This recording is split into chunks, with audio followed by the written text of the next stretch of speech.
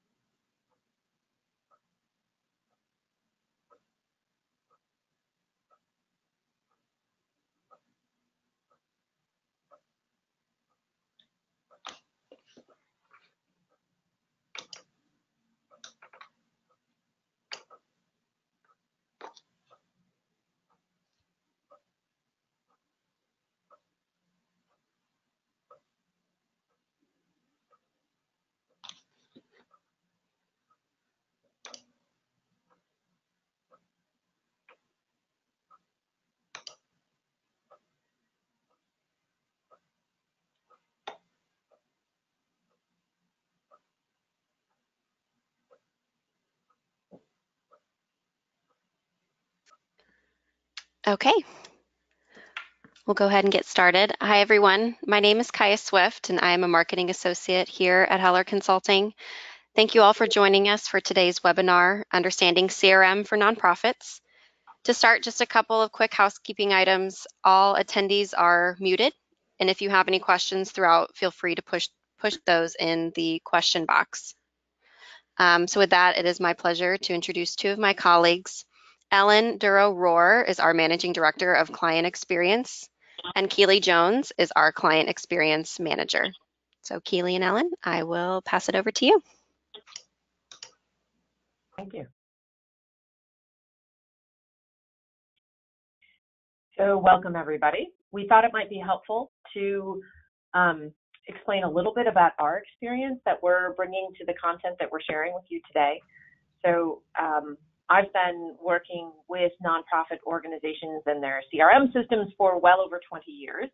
So it does mean that some of the history that we talk about, giving a little context in our presentation today, comes from systems that I got to work on early in my career.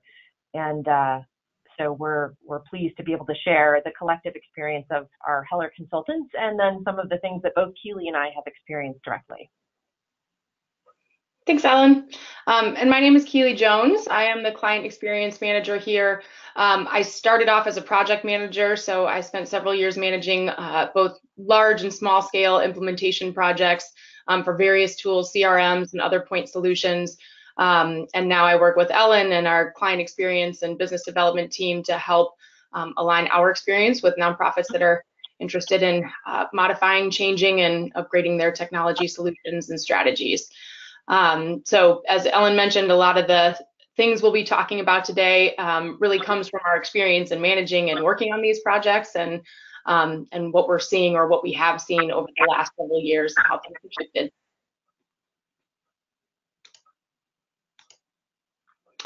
So we, when thinking about ourselves, we kind of have this pitch of who Heller Consulting is and what we do. And as we were coming up with this presentation, we thought maybe we would try to see ourselves through or talk about ourselves through the eyes of our clients. So here are some of the organizations that we work with. And as you can see, we work with multiple nonprofits of various sizes, various causes and missions.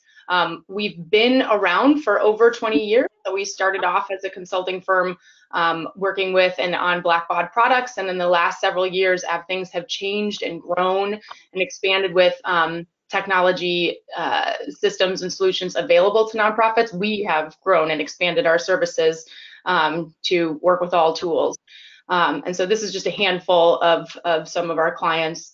But again, we work with Salesforce-based products, Microsoft Dynamics, email automation tools, kind of the gamut of new flashy toys that nonprofits have to consider implementing. We have about 30 people and we're based all over the country. So we're headquartered in Oakland in the Bay Area, but we have people on the East Coast in New York, Chicago, Austin, Texas, and we have some folks up in Canada as well. And all of this combined professional experience has really given us a unique perspective on how nonprofit technology systems have changed and shifted. And everyone that works at Heller came from a nonprofit. So we all were sat in the seat of executive directors, fundraising managers, gift officers, chief development officers, et cetera. So we come to our work with that perspective. So we're best known for our strategy and design work. So organizations sometimes come to us with a variety of questions, and they might be a very narrowly focused question about how can I get two systems integrated, or it might be a broader question about how should we design our ecosystem, what are the options out there, how should we chart a path forward. So we do a fair amount of design and strategy work with organizations of various sizes, as Keely said, and different demographics. And we do implementations of systems, so we actually see how that works going through the implementation itself.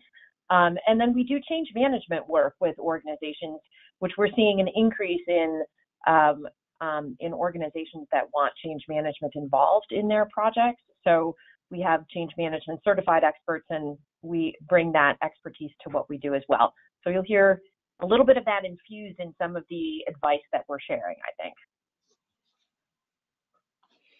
So today, a few things that we're going to talk to you about. We wanted to give you an overview. What are we covering together? So we are going to be talking a little bit about the changes in constituent expectations. We're going to talk about what we're hearing from our clients on a new focus on impact and where we think that trend is taking organizations in the industry. We are going to talk about the personalized engagement and what that means for the communication back and forth between nonprofits and their constituents, and then what impact we have in our CRM ecosystems. We're going to touch on disruption, essentially new things that are coming, what we're hearing that we think you're going to be hearing more about, and what we think the impact will be and what it is today for disruption in our sector of nonprofit technology. So let's start with just a little history. We promised just a little bit, but we wanted to give you a little framework for what we've seen over these many years that we've been engaged in nonprofit technology. So 20 years or so ago, the technology was very narrow and specific. And so fundraisers were raising money. That was the primary use for a CRM at a nonprofit organization. And they were asking for gifts and then receiving checks and putting information in a system. Typically the modes of fundraising were fairly straightforward in that face-to-face interaction or direct mail or telethons and phone conversations.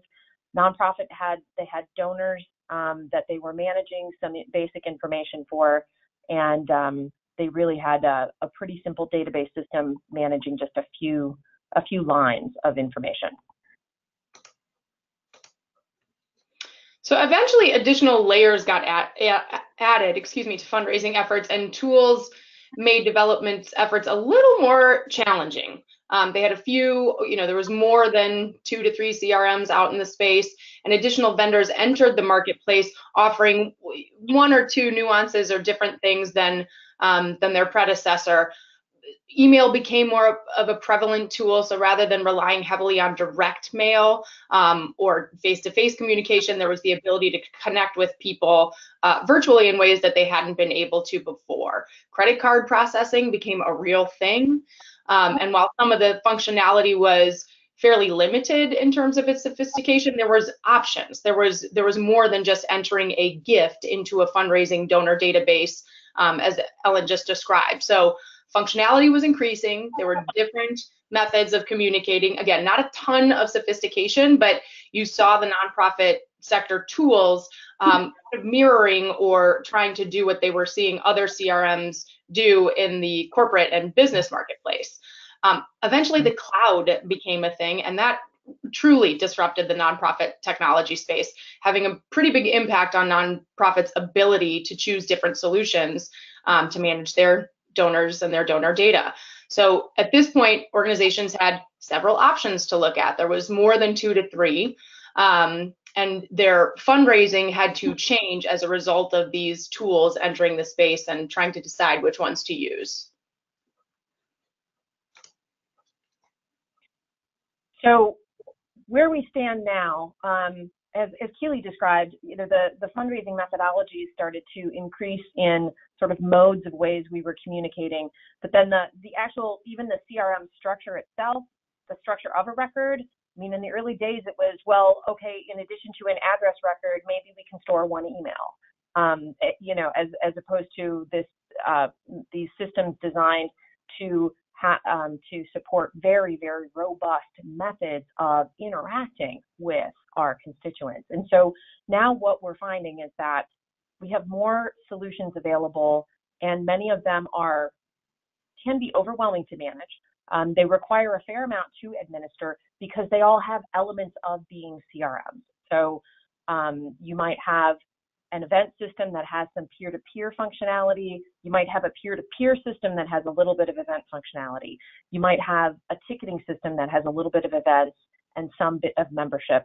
Or you might have a membership system that has a little bit of events. So there's all these systems that might have a fair amount of complexity that they can manage around the different functionalities within the departments or the areas of the organization that are interacting with the constituent. But the level of complexity of the business process that is being supported and the manner of engagement that's being supported, it has increased dramatically in even just the last 5 years. I mean, it's thrilling, but it also means that there's a very complex ecosystem. Okay, so we aren't quite yet at a place in time in which there is one big front runner. There's not one tool that does everything and does everything well or perfectly to the extent that it meets every single one of your user needs or your requirements. This is an ideal state, right? So what we're looking at is we know we're going to have multiple solutions. We're going to have more than one piece of technology or piece of software that's going to connect or help us manage our constituents. But we do want them to align with each other. So even if systems aren't integrated or if they're not connected, and again, whether there's 3 or 4 or whether there's 2 to 7, however many tools you have, you want to make sure they're all going in the same direction. They are managing your constituents in a way in which you are able to see the 360-degree view, but not with the false expectation that one tool itself is going to do everything. We want to get to a place where we don't have these constituents living in these different systems, right? They're in your event management tool, they're in your peer-to-peer solution, they might be in your CRM, but you've got different information, and so you have sort of this piecemeal view of your donors. And you want to be able to look at all of this data in a way that is cohesive and gives you the information you need to connect with the constituents in the way that they want to be connected to your organization. So this is an ideal state. I don't think many of the nonprofits that we work with, this is where they're going towards. It doesn't mean that there's one solution out there yet, but there are our options. Okay, so how many tools does it really take? This is just a slice of some of the tools that we work with or that we have worked with, or tools that our nonprofits are working with that perhaps they're working on their own. We're curious, Kaya, if you can put up a poll, I'd love to hear how many tools your organization has. So, if you think about CRM systems, email automation tools, event management tools, association management tools, volunteer tools, BI tools, you get the picture. How many tools does your organization currently have to help connect you or help manage your constituents and your donors? So and you can go ahead and vote. That, we'll gather up the responses and then Kaya will publish them so we can see what this looks like. Aha, 7 plus is the winner. Oh my goodness.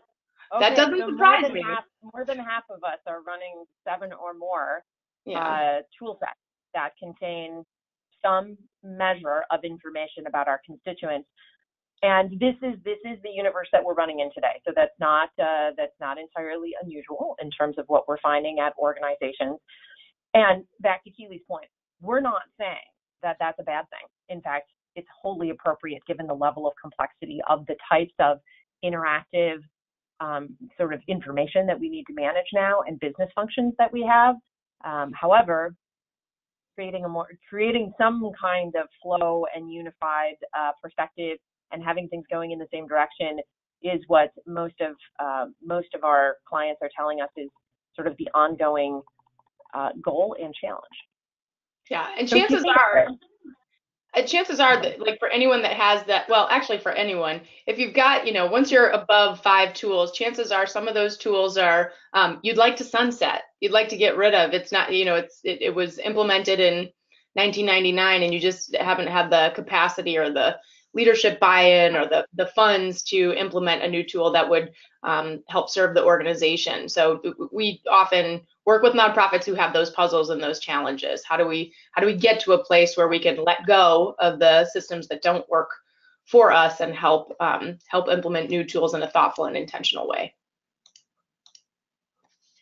So when we were talking about sort of the history of things, and Keely and I were having this whole conversation, one of the things I said to her was, "Do you remember BlackBerries?" And of course, she's young enough, I don't know that she does, but I do. I had a BlackBerry. I remember. I think it was one of my first cell phones.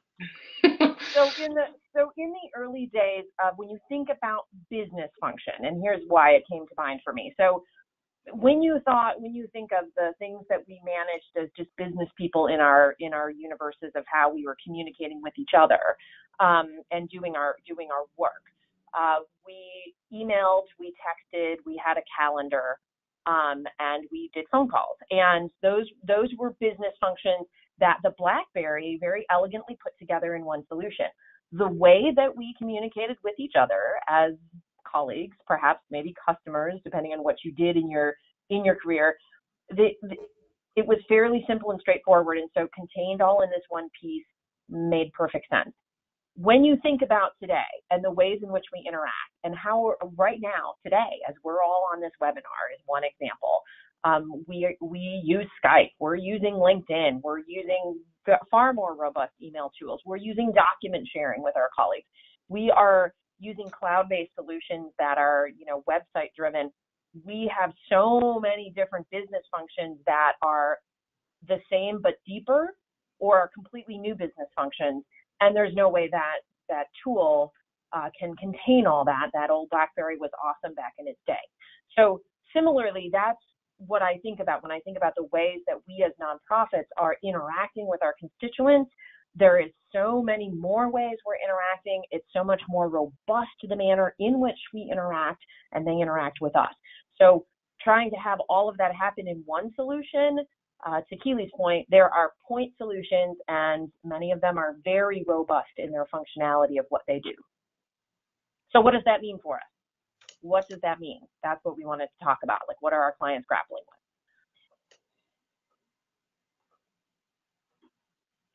So because we have all these technology point solutions and they have a lot of abilities and potentials to customize or configure for the end users and support complex functionalities, it means that organizations that are running those 7+ systems or are moving towards running 7 systems or wherever they are looking at coordinating data across a lot of different platforms.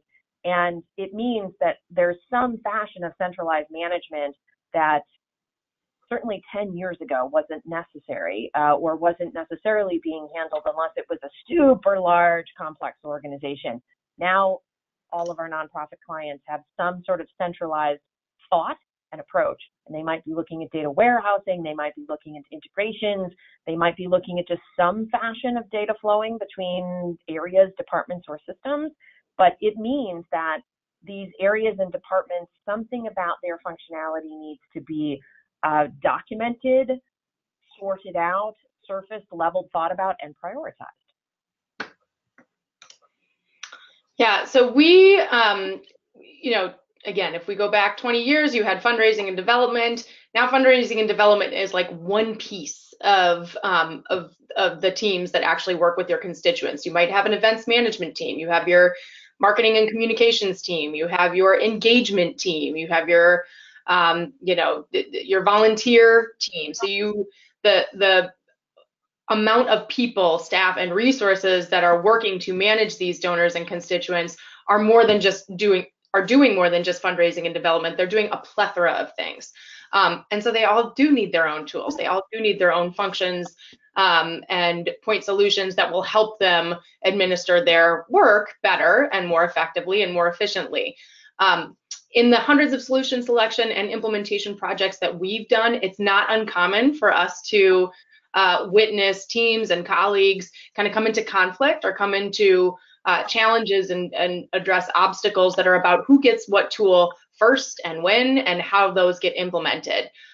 It's touchy, it's not easy. And again, you've got some teams that have been working out of the same system, the same database that they had in 1999 or even before then, that have been vying and trying to get leadership to buy into implementing a new CRM or donor database for the last 15 years. And then you've got marketing and communications who can get tools that are a little more affordable or based, the pay rate is, or the cost for implementing those tools is slated differently. And the choices that leadership have to struggle with on who gets what tools, when, how, and at what cost becomes really challenging.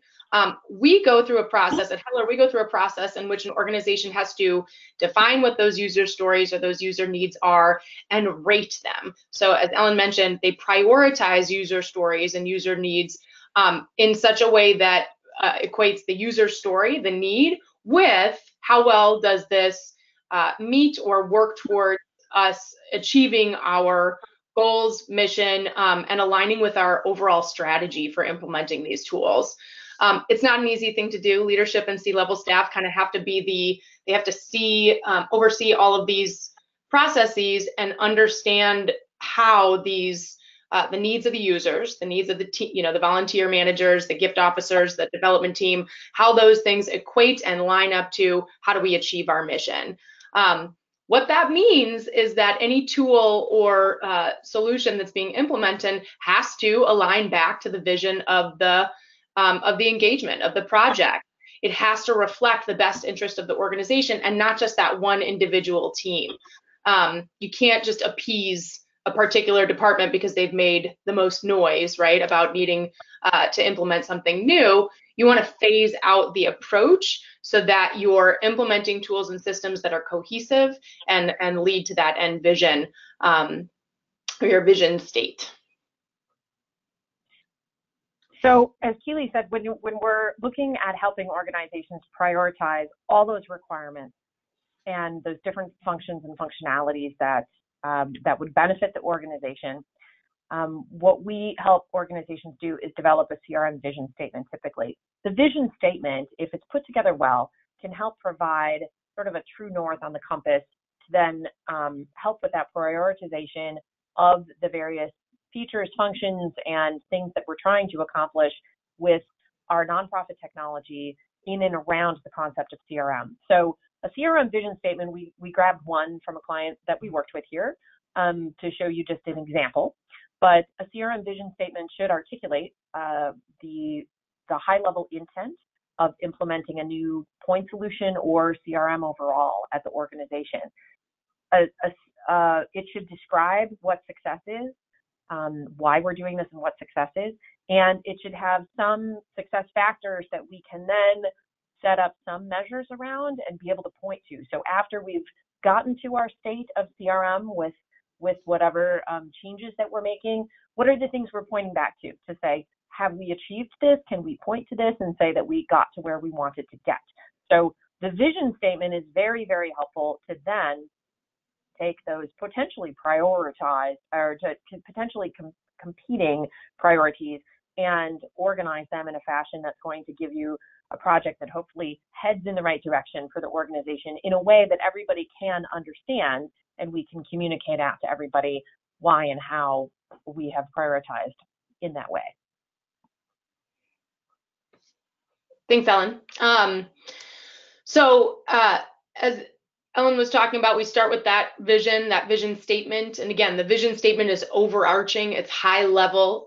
In some ways it's theoretical, but it's how we measure the success of the implementation of a new tool. when an organization goes through any type of technology change or implementing a new piece of software, or actually software doesn't even need to be a part of the project. If they go through any major change, any major reorg, it's not unlikely that you won't be able to do everything you want on day one, right? So you don't just flip the switch and have the change all of a sudden solve all your problems, remove all your obstacles, and all of a sudden everything is better. Everybody knows what they're supposed to do. Business processes are perfect and refined. They know exactly how to enter their data or what they should be doing. And more often than not, we actually see a dip right after a launch or right after day one of implementing anything new, because users are still trying to understand how their role has changed, what they're supposed to be doing. It's a cumbersome process, and everyone reflects differently or reacts differently to change. So we typically recommend going through a phased implementation. This is a very high level image, and obviously there's a lot more detail that goes into the phasing of a project, but we wouldn't want to implement all 4 of these things, right? A CRM, a digital engagement tool, an email automation tool, and a volunteer portal all at once, right? You're setting yourself up for failure if you just try to flip the switch on all of these for day one, if you're moving or migrating from old systems.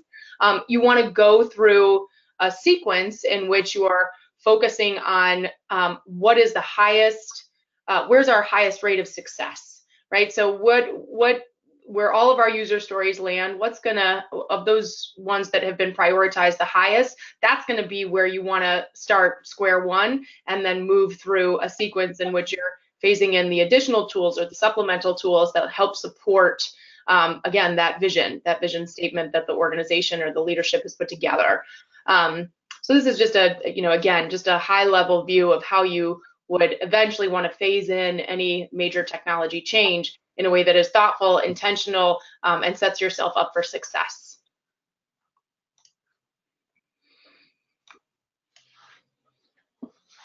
So managing constituent expectations has become particularly thorny. It's complex with these multiple tools that we have and these multiple ways that we are interacting with the people that are engaged with our organization. So at one time, all we needed to do was just send direct mail. So we would just send things sort of command and control style out from our organization, and the only manner in which somebody might communicate back to us was to send a check, or possibly they might pick up the phone to call to say you spelled my name wrong. But for the most part, it was all sending things outward. And the only thing we really had to manage was the occasional person that might have said, don't send me mail. Remember those days, right? No, never. Never. It happened every once in a while. Don't send me direct mail, but you can send me invitations to the special event. So we managed some basic things like that. Now organizations are managing information about all the different ways that they might interact with somebody via email and other electronic means, but a lot of email communications. And we're not allowed to just send mass emails just because. So we have rules and regulations and generally accepted practices around how we manage those preferences and send emails. The basic being, if somebody unsubscribes, of course, they expect us to honor that. But it's a little more complicated than that, given all these point solutions in this complex CRM universe we've been discussing.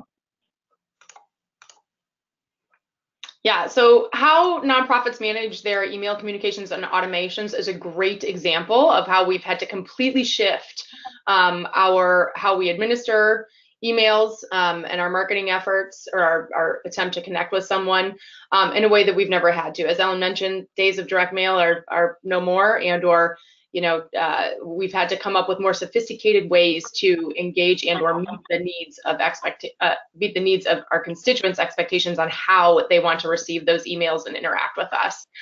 As a result, we've seen an uptick in various email automation tools. So where there used to be just a few or a handful, now there's tons, there's several, and they all offer something a little different. So depending upon what you're reaching out to are you just sending mass communications because you want to update your constituents and your donor your donors on the activities of the organization, or do you have a membership structure in which you want these members to kind of follow a path or a journey?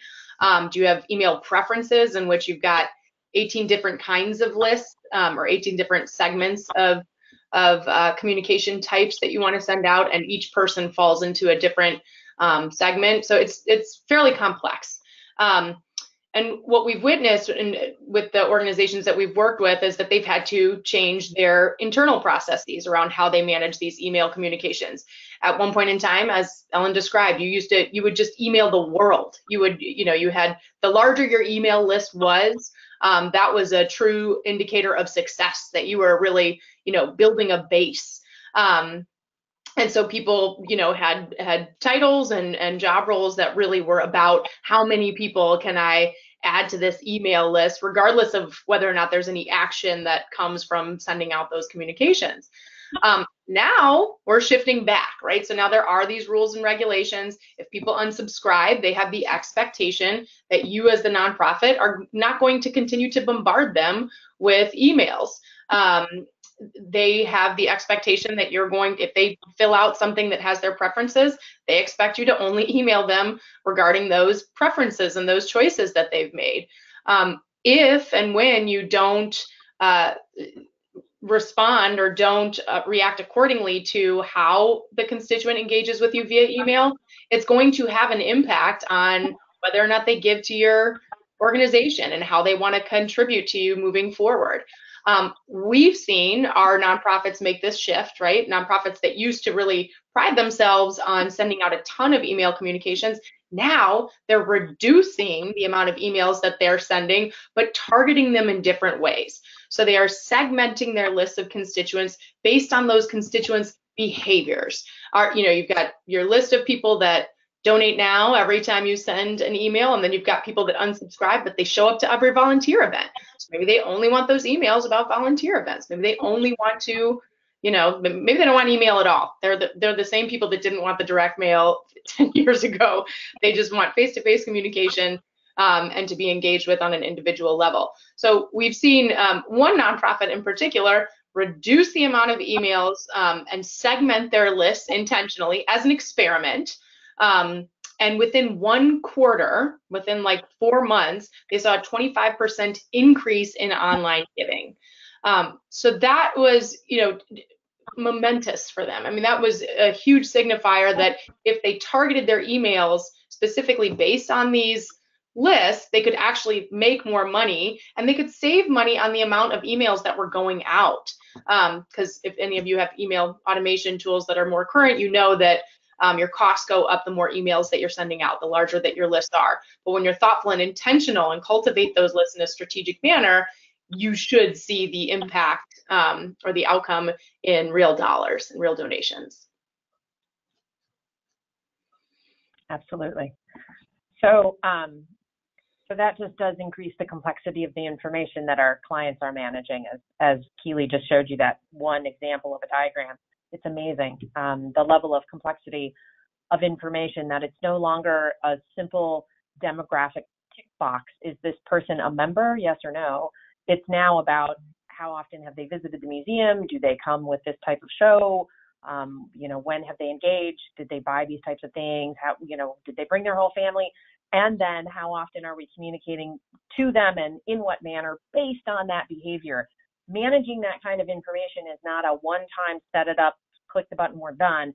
It requires a constant vigilance and attention around how it is that we're managing the information that we're gathering about those constituents and their behavior. So that is another level of complexity around CRM and data management and technology that we're finding our clients are engaged with. So the other thing that I mentioned at the beginning that we wanted to talk to you about is the current discussion about impact. We all as nonprofit organizations know that we're here to serve some mission to make the world a better place in some fashion. And impact has always been crucial to us as nonprofits, but it has typically been challenging to measure in some degree. So for decades, the only thing that we would report on was the percentage of administration versus overhead versus fundraising spent spent on the mission. And that was sort of the only bar that we had. So cost to raise $1 and then administrative percentage overhead was about all we had. Now we are finding that many of the clients that we work with and our peers that we're talking to in the industry are saying that funders have sharpened their focus on impact. So not just how much did you spend on overhead and how much did you spend on your mission, but how well can you describe to us and demonstrate the impact that you're having in being effective in carrying out this mission. So what we're finding is a move from the types of information that we used to manage around inputs, and perhaps we had some basics about 10,000 school children came through our educational programs this year that our nonprofit offered. We were able to share millions and millions of pounds of food out into the community. So some basic impact information that we could have. We had input, and then we started discussing outputs in that not only did we gather up this kind of information and spend some dollars and have a certain number of people go through programs, to the outputs and then eventually the outcomes. So the inputs are the activities and the outputs are the results of the inputs, but the outcomes are the community level results, the shift in how things have changed based on what we've done. And we are finding more and more organizations working on trying to describe and measure and get very specific about the outcomes, and that is about the impact that they have in our communities. Yeah, so we often have nonprofits ask us, like, should we be measuring impact? Is this important? And we're not here to tell you what to do, but we are seeing that nonprofits are doing more to measure their impact. And what we're seeing in the space is that tools are now being built with features and functionality that helps you or enables you to measure that impact. So again, where before it was you can enter your inputs and you can pull out your reports and your outputs, now they're trying to create point solutions that demonstrate, okay, here are your inputs, here are your outputs, here what it means, here's the outcomes and the impact that it's having on your constituent base and the people that you serve. This is very difficult to do.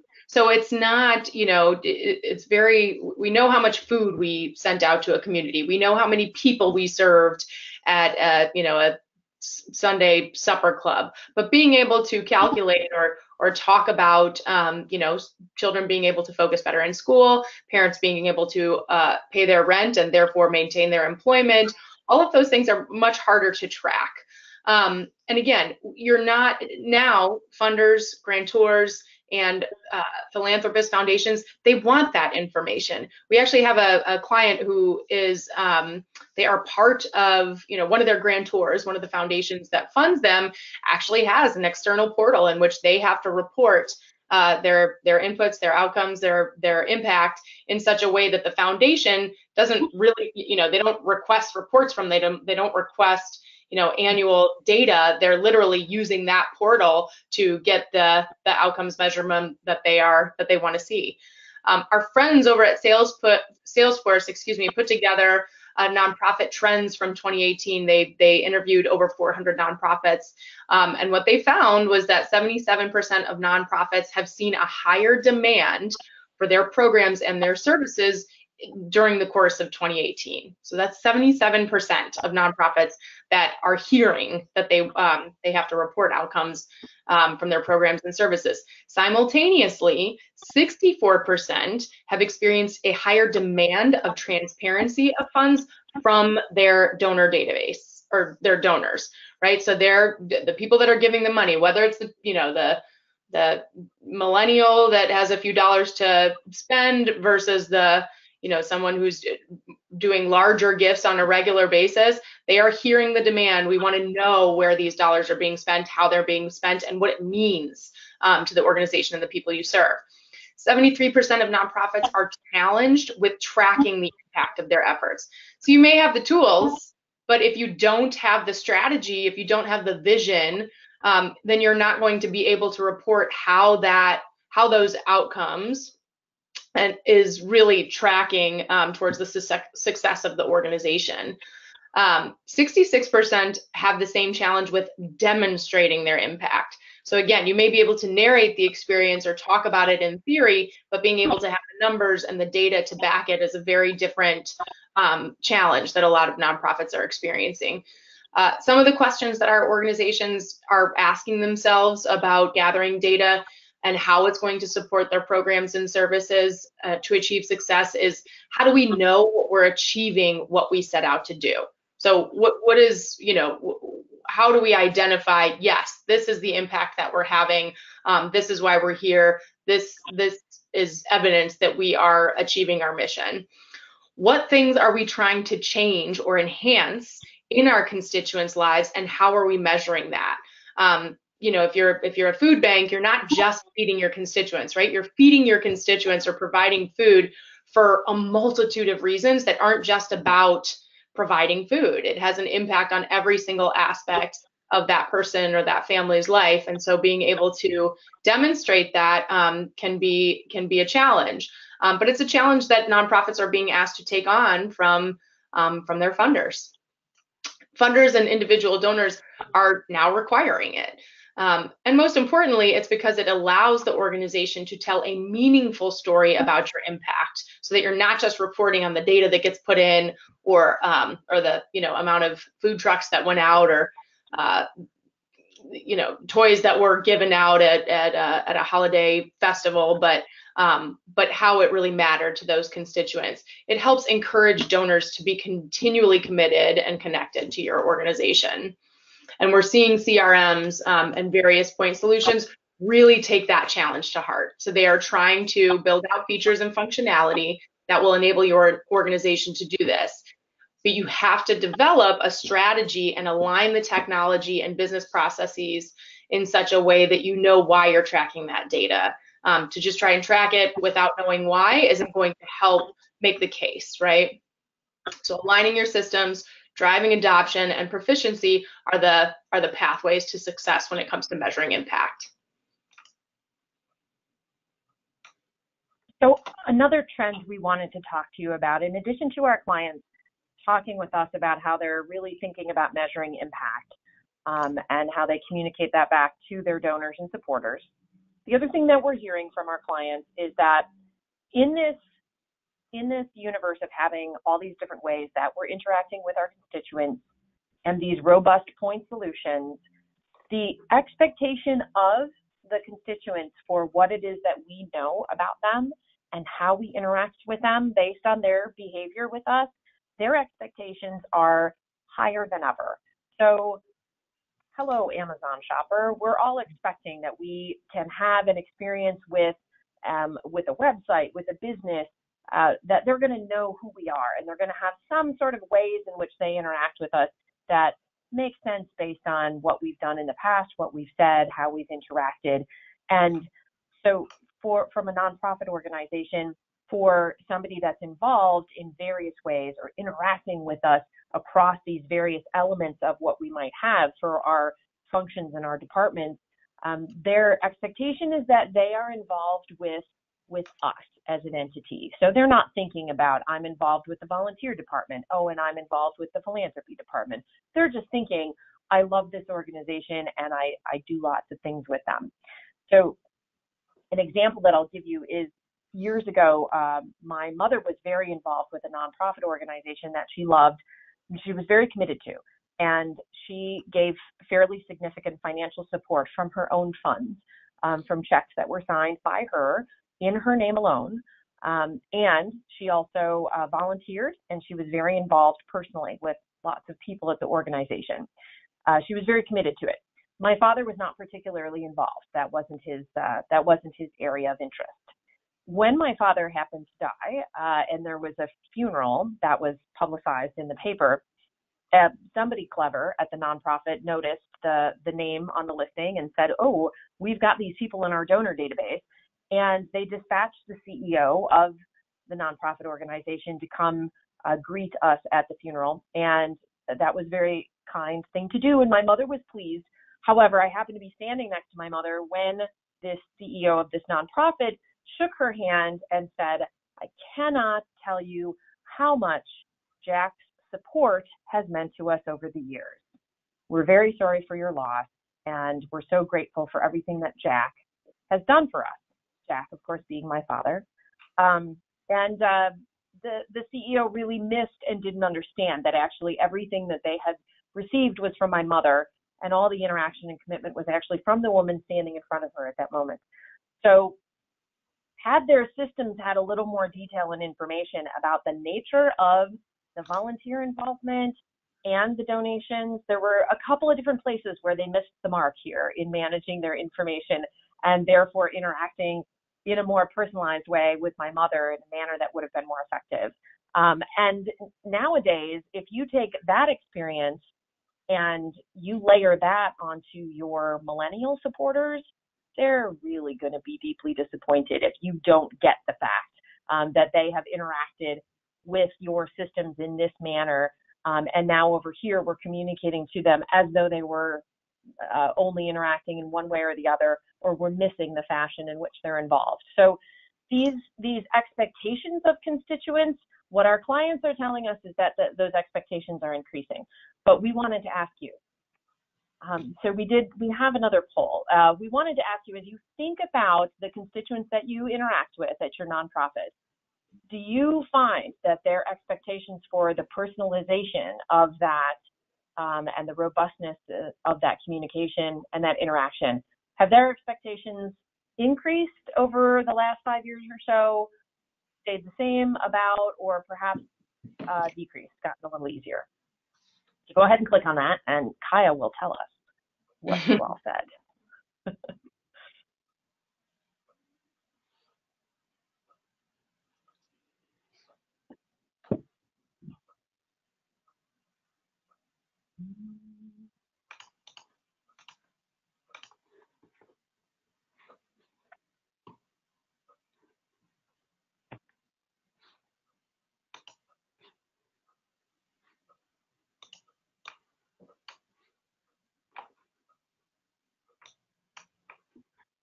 Increased.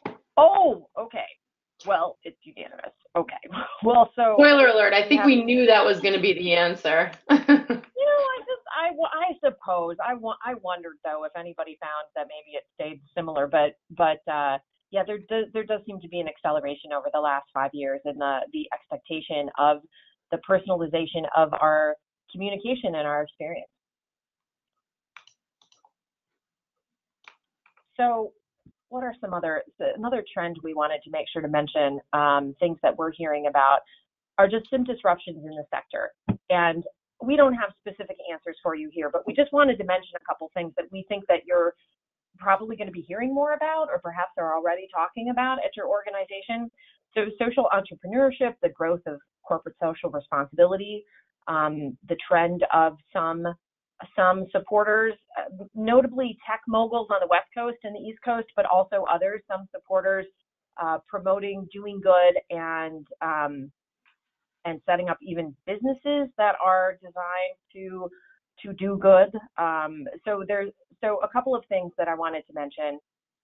Let's talk about CSR for a moment. So CSR is corporate social responsibility.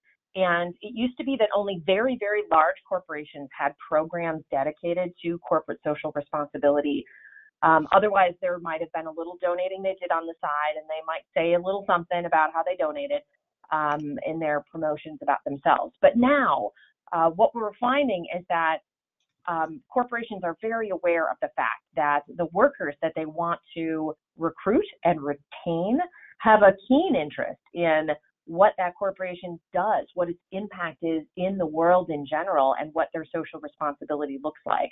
A study by the Society of Human Resource Management in 2017 said that 94% of millennials want to, quote, use their skills to benefit a cause, unquote. 57% want more company-wide service days, for example. What we're finding that means, Forbes had an interesting article just recently about the double bottom line for corporations that they report on very specifically, their profits, but also their societal impact. What that means is corporations are tracking they're having far more sophisticated CSR programs through their HR departments, and they're tracking a lot more sophisticated information, and nonprofits that can partner effectively with them to help them with that type of robust information that they want about their employees' involvement and the different fashions and manners in which they're having an impact, back to what Keely was talking about in reporting on impact in the community. That type of partnership is now getting more robust. And so there's opportunities that our clients are saying they're keenly aware of for being a good partner to a corporation that has a robust CSR program and wish and need to report on those things.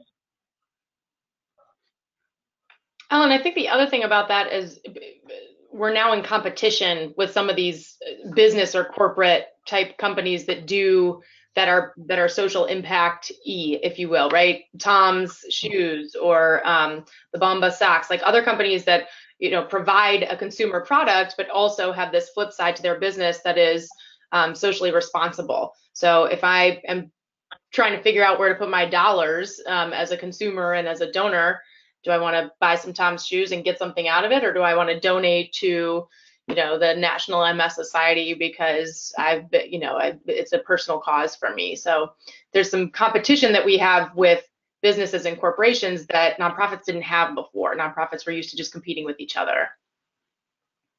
Yeah, that's a really good point. So what does this mean? There's no question that today's technology is better than it was a decade ago, even 5 years ago.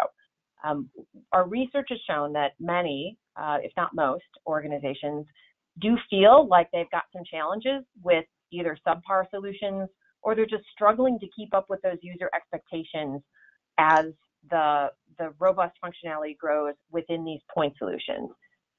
So what they're saying is, sometimes the manual entry between multiple systems and trying to coordinate and implementing workarounds can be very challenging. But what we're seeing is that for organizations that can express a CRM vision and start to align various point systems towards that system, towards that vision, create an ecosystem of technology for CRM in a fashion that makes sense for that particular organization, that the opportunities are amazing, just amazing for capturing the energy and the joy of the human experience of how many people want to support us and make the world a better place. So it really is it is a time of tremendous opportunity and lots of fast-paced changes.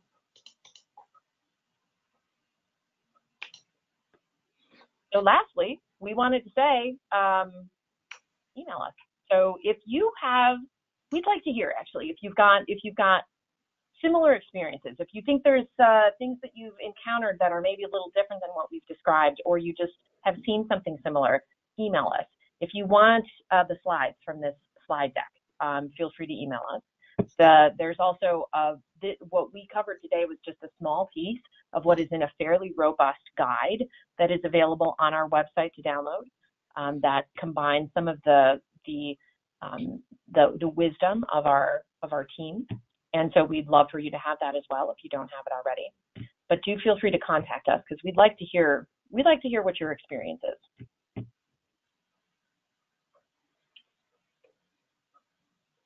If you have questions, you can also feel free to put them in the chat box here, or also just email them to us, and we will be happy to try to share more information or anything that would be helpful as you journey towards your CRM vision. And we thank you very much for being with us today.